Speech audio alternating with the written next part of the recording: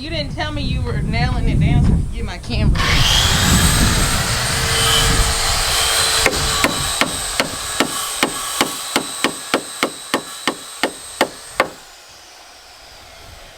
Okay, tell the people what we're doing now. Nailing the board.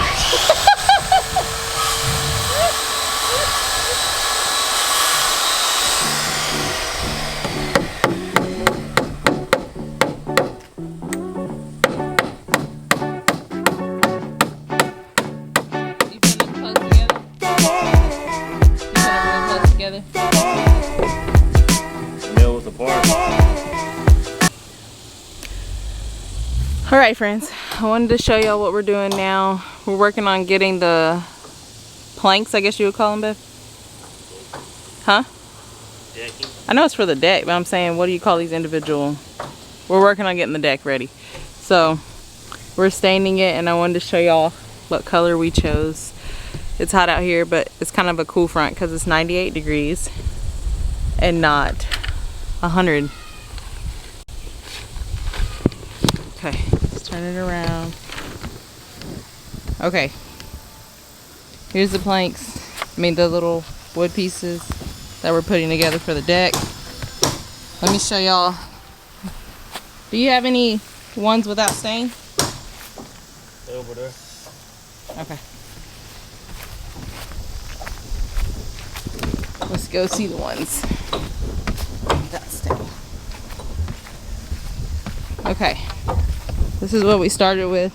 They don't have any stain on them.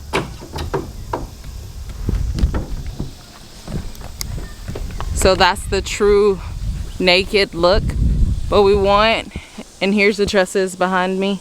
Y'all can see them. And we want the trusses that are going to be exposed and the porch and all that and our double doors to have like a bare look, wood look, but we have to stain them so that they'll be protected. So let me show y'all which stain we went with.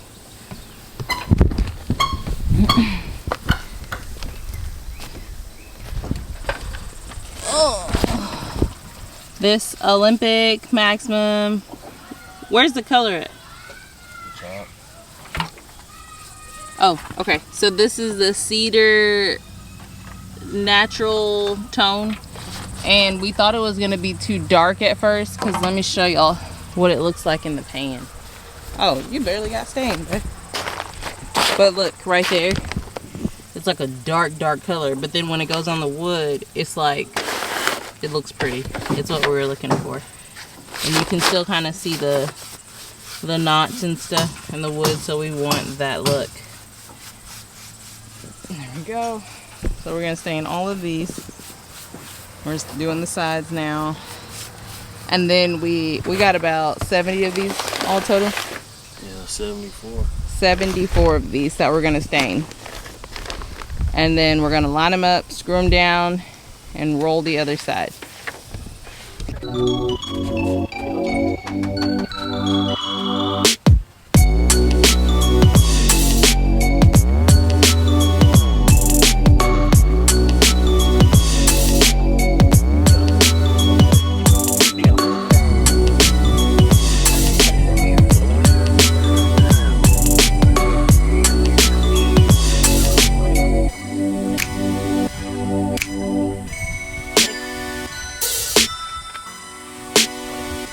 Hey Criss crew, y'all, I'm sorry for this angle. It's horrible, I know. I wasn't trying to be inappropriate, but I told y'all I'm new to this camera stuff, and someone once told me that when you are a mom of littles, you are aiming for a B+, not perfection, and that freed me. So hopefully that will free some of y'all that are trying to do some things, but you're trying to get it perfect and get it all right.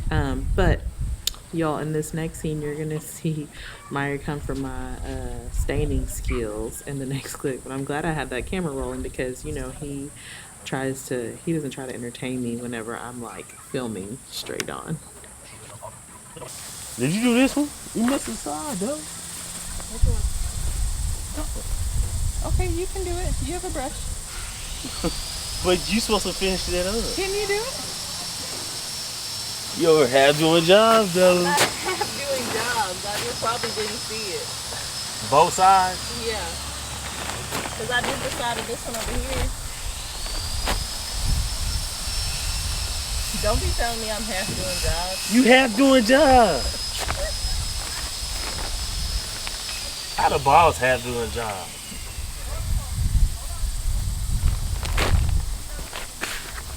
So it can be a smooth finish. Don't try to like drive it through the wood.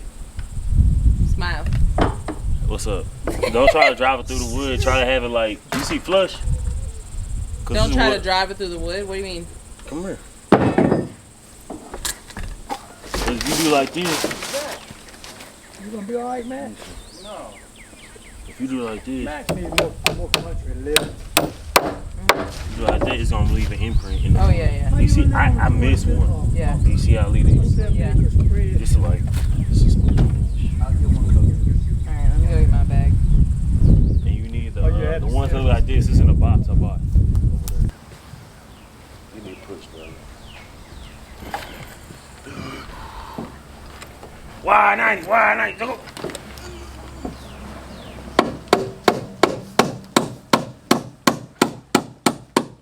got so much energy. It's once we finish this, we can cut all the grass. Okay. Put my hips behind, coach. What's up? Hey friends, can y'all see my tool belt? What the other one is? Thought it was cute. It's my brother's old belt. It should be over there by the can. Or on the white tape. No, I gotta tell them. They know I'm thrifty. Yours is over there on the can. We fixed it, and I think it works perfectly. I bought a cute, y'all can't see my face, I bought a cute pink one from Amazon, but it was only like one little corner of it, so I was sad about that, but this one does the job. Bring those over here, bring those over here. Over here.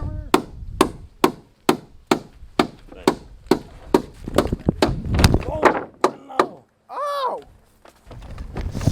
Stay with us. Y'all okay? Y'all alright? Hey now. No, you're alright. We good to go.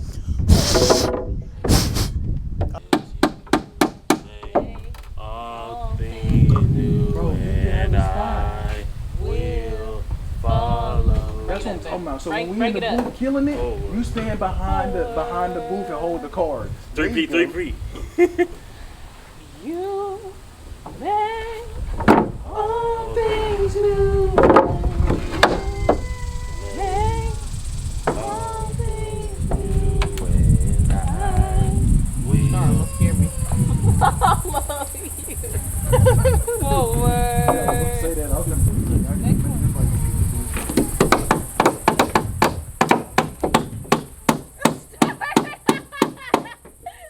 Oh my gosh. Who's crying?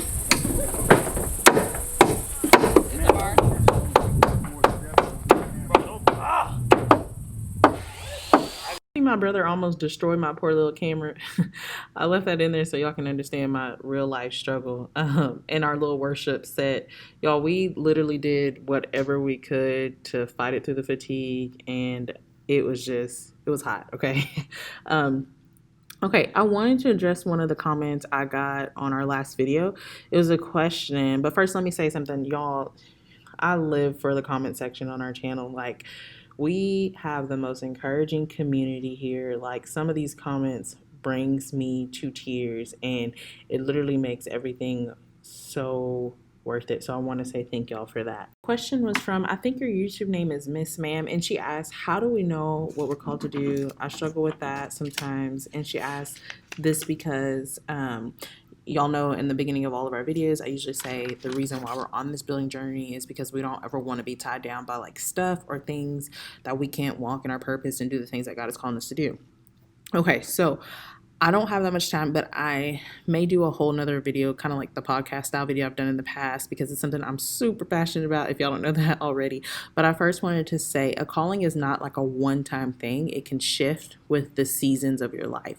But what I find is that for most people, your calling and what you're doing in each season, it usually like falls in the same arena, and that aligns with your God-given gifts and, you know, aka what you can do with ease that may be harder for other people to do. And I will say that it's hard to kind of uncover your gifts because you do it so easily that you can almost miss it.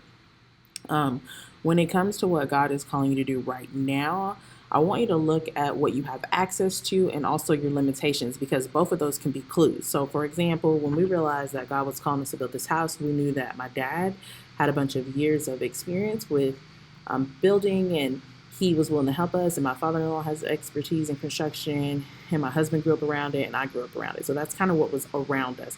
What we did not have was access to buttloads of money, and we did not want to pull out a fat mortgage that was going to just hang over our heads. So we knew, okay, God is calling us to build this house.